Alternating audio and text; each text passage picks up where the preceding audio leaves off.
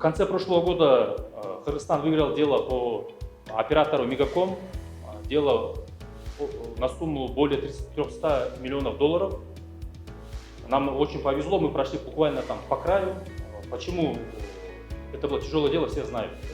Также в конце года мы выиграли, урегулировали спор с оператором Билайн на сумму более 70 миллионов долларов. Это тоже один из результатов был.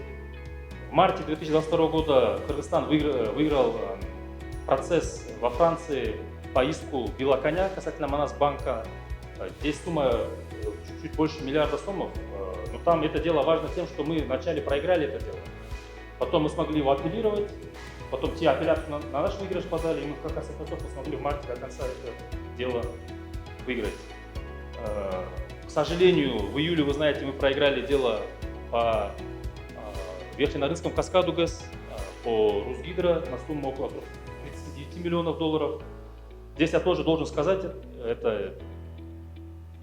если вы почитаете решение, а кто хочет почитать, мы дадим, и решения, и аргументы той стороны, и вообще во всех делах.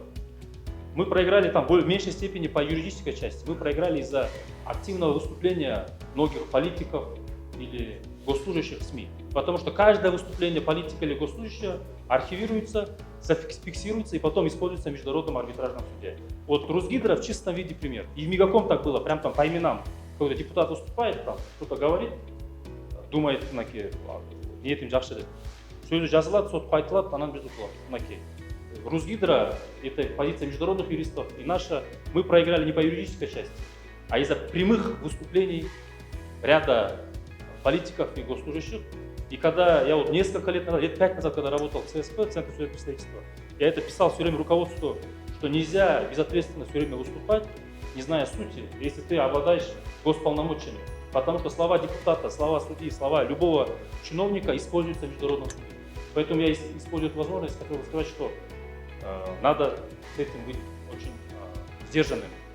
Вы можете говорить, а кто-то может и то. Но если вы чиновники, то это уже вопрос. По Русгидро, к сожалению, в июле мы дело проиграли.